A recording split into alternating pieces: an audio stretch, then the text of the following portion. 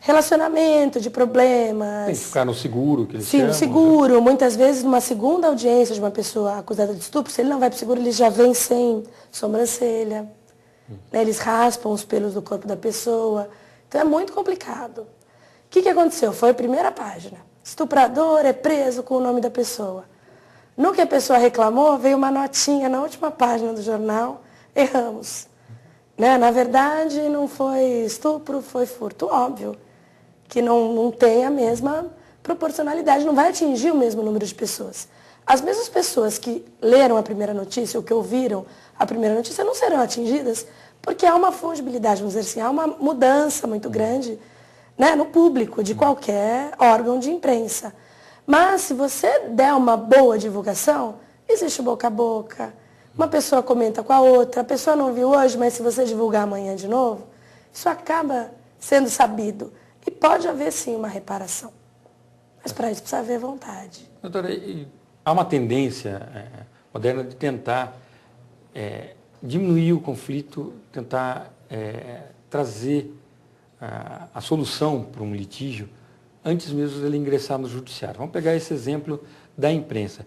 A senhora acha que não seria o caso da imprensa propor alternativas viáveis para composição desses litígios que surgem da própria imprensa? Às vezes a denúncia, a senhora falou do estuprador, ou de um político, às vezes injustamente acusado da prática de um crime que ele não tenha cometido. Não é hora da imprensa criar uma maturidade e ela mesma se regular, como na questão de publicidade? O CONAR é uma entidade privada que tem um forte poder de persuasão perante os seus membros e consegue regular muito isso. É uma propaganda que é julgada ofensiva. Ela imediatamente sai, porque não se interessa às agências que aquela propaganda continue. Só acho que, sem interferência do Estado, poderia surgir uma coisa mais forte dentro da imprensa? Sim. O Sidney Basile, que é um dos vice-presidentes do Grupo Abril, ele tem exatamente essa bandeira. Ele tem tentado defender isso. Eu, inclusive, vou dar uma palestra num curso para jornalistas em Campinas. É interessante, dia 24 agora, sobre isso. A senhora já pode me ver na segunda fileira lá. Sobre essa questão dessas questões regulatórias. E com certeza, porque se a imprensa não fizer isso, o judiciário vai ser obrigado a fazer, ou os senadores, ou os deputados vão ser obrigados a fazer uma outra legislação. De voltar à censura, que é uma coisa odiosa, né? Sim. Porque o que acontece? As pessoas só vão chegar no judiciário, geralmente, quando todas as outras formas de tentar o conflito já foram tentadas e não conseguiram. Caso, por exemplo, de direito de consumidor, a pessoa só busca o judiciário, muitas vezes, depois de tentar o PROCON.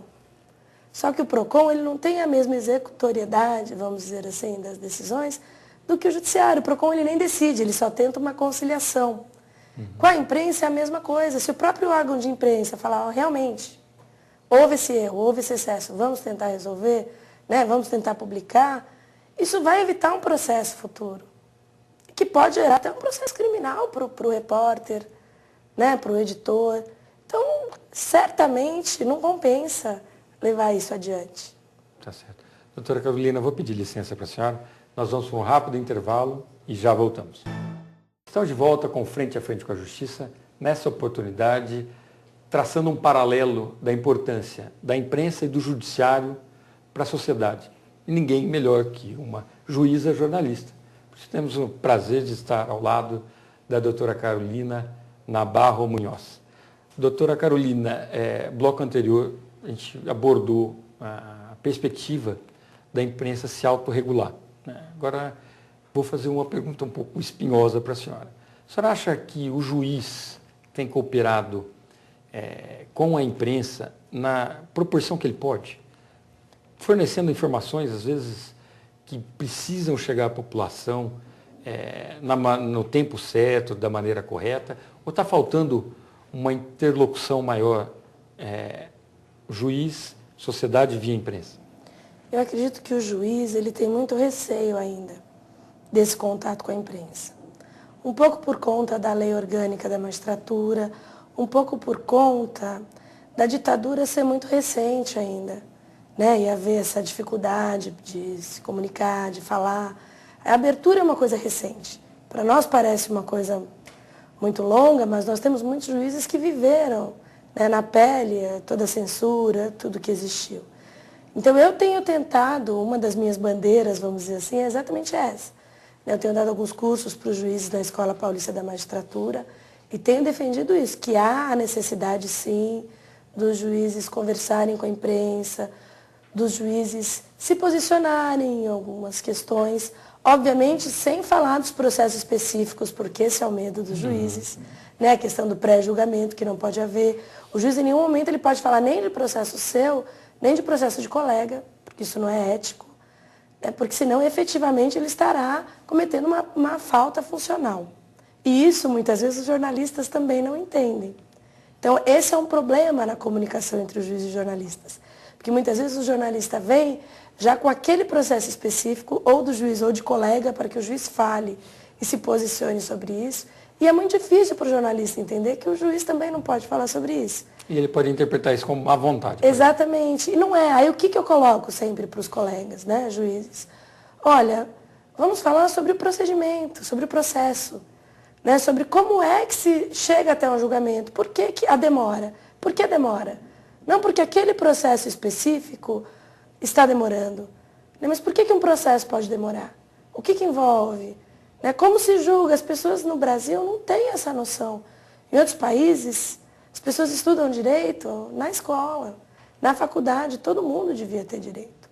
Porque todo mundo tem algum direito que em algum momento vai ser desrespeitado.